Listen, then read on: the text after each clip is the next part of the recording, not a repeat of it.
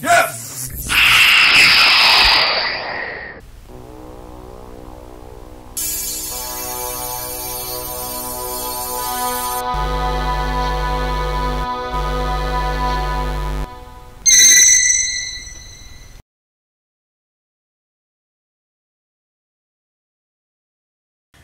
Hey everyone, Dante here with the Raging Geek, and today we're going to take a look at MEGO Ultraman Jack. This is an 8-inch action figure. It has 14 points of articulation. Take a look at the back of the card, some great artwork. So this is supposed to be the 55th Ultraman Anniversary Edition. And I got this from my local comic store. I got it for $16.99. Now this is a great price. You can't get this lower than $22 on Amazon. On eBay, you're probably looking at anywhere from like $18 to $19, but then you're going to have to pay like $6 in shipping, plus tax. So eBay, between $25 and $30, Amazon, $22. If you can find this at your local shop, try to find it. I don't know if it's going to be as cheap as the local comic shop I bought mine at, but I got this for $16.99. So I don't know how he's selling them for so cheap, but great deal. So Ultraman, a Japanese TV series from the 60s, ran parallel to when a lot of Godzilla movies came out. Me personally, I mean, I've seen a lot of the original episodes of Ultraman. I was never really a big Ultraman fan. One episode that always came to mind was the Godzilla look-alike episode where they basically had the Godzilla suit as one of the creatures Ultraman fought, but they added some I guess exterior details to the suit. I don't think that Ultraman is a Toho property. I mean, from the box it says Tsuburaya Production, so not a Toho film company. So different intellectual property, but Ultraman fought a Godzilla-like creature, defeated it, and as a Godzilla fan, I always thought it was kind of cheesy. If he fought the real Godzilla, I don't think it would have played out the same way. But even the look-alike Godzilla had similar powers. I mean, he was able to, fire an energy beam, as like a breath weapon. So we're going to take a look at this. I don't really have many MEGOs in my collection. I think this might be the first MEGO I have in my collection. But yeah, I don't know. Maybe it was, MEGOs a little before my time. So I never really got into MEGOs. They're okay. For me personally, I thought this was a cool action figure to have. I don't have many Ultraman Jack figures. I have a Bandai Ultraman Jack figure, but that's about it. And let's open this up. Let's take a closer look. This is Ultraman Jack. This is the 8-inch MEGO. Let's take a look. So, Ultraman Jack.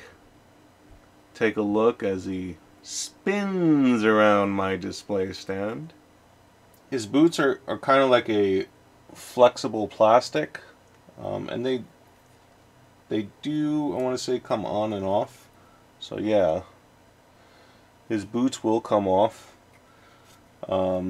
His suit, kind of a shiny, stretchy fabric. I'm not sure, what kind of fabric exactly. I mean, if I had to guess, some sort of polyester type fabric. Basic motion out of the body, what you would expect from a MEGO. I mean, he does flex at the torso. His arms, you can't lift it too much because you will damage the suit. I mean, the suit only allows for so much flexibility. So pretty much this is the extent his arms will go up from the sides. Forward and back, you're looking at this. Same thing with the legs. Can't go too much lateral, sideways, but not too much flexibility. Everything seems to move though to some extent, just not to the extreme. The head moves back and forth nice. I think for Ultraman, kind of the most important poses is probably when he does his beam weapon, so when he he does something like this, but it's hard to get it to stay. And you can see when you do poses to the extreme, too much to the extreme, his suit will open up. So if you try to bring his arms too much together on the front, the back will open up. You know, not really an action figure where, you know, it's meant for too much play. You know, it's more of a, I don't even want to say, you know, maybe something to just keep in the collector's, and you know, in the product packaging. But yeah, you can't really do too much as far as playing with these figures. Pretty basic movement, nothing too elaborate. You can't stretch the limbs out too much, things like that. You know, it's hard to even get him to do his signature move, you know, where he kind of shoots his laser blasts. I mean, because the suit opens up in the back right away. So a little disappointing as far as playing. You know, I wanted to open this up. Maybe I thought maybe I could do a few poses with this, but apparently not. But you know, one thing I always liked about Ultraman is every time he does everything, he has like this real echoing type battle cry. So whenever he does like a pose, you know, like a kind of like a kata, you know, in karate, he's like, ha, and then there's like an echo, ha, ha, ha, ha. Yeah, I'm not definitely. You know, I would say these are more like pose them on the shelf and just collect them, or just keep them in the package. You know, for the card, the artwork on the card, maybe. I mean, it's pretty nifty artwork on the card. Far cry from the actual action figure, though.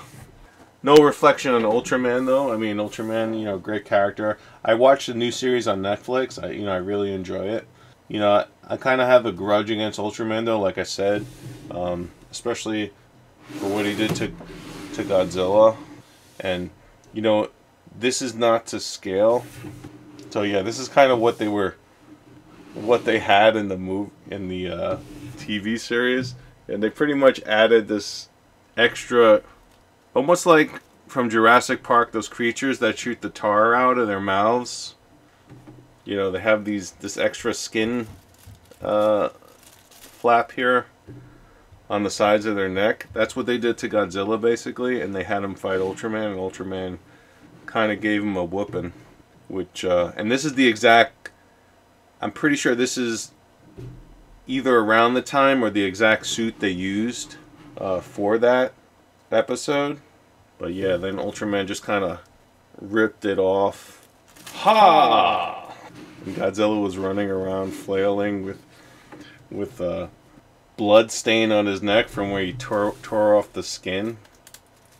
And then Ultraman was kind of like taunting him with the skin. It's kind of like, look, fake Godzilla. Look what I ripped off your neck. But I think really, this is how it would have ended. More appropriate end for Ultraman. So yeah, Ultraman MEGO.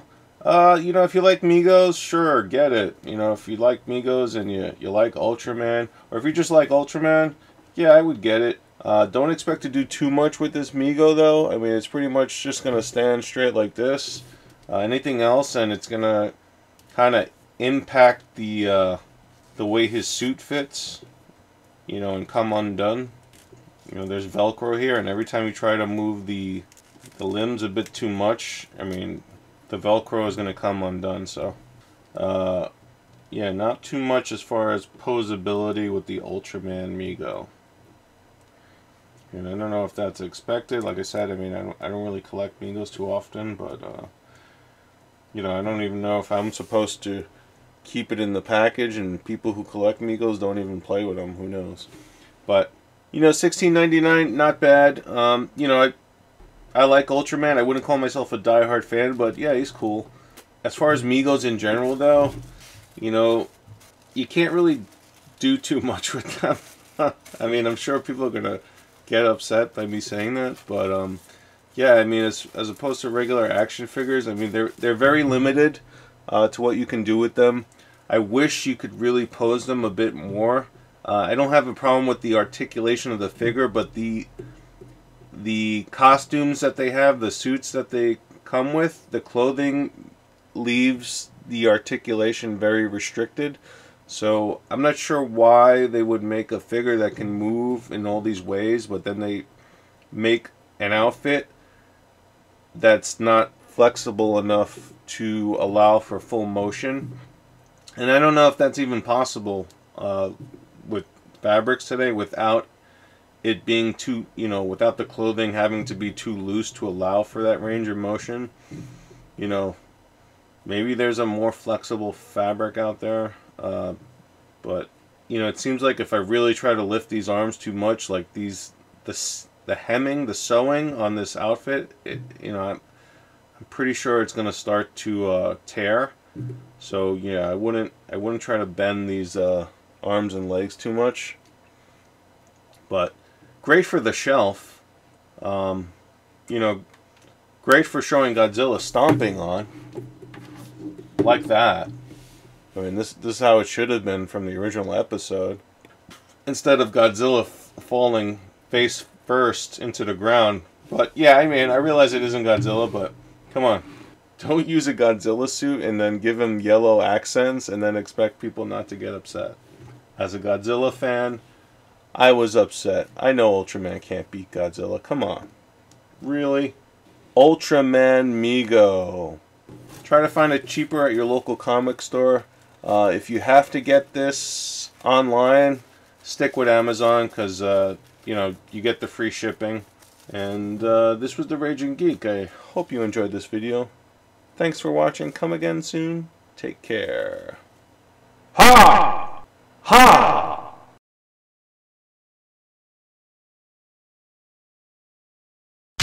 Raging Geek. Retro. All things geek. Where geeks can be geeks. Raging Geek. Retro. All things geek. Where geeks can be geeks.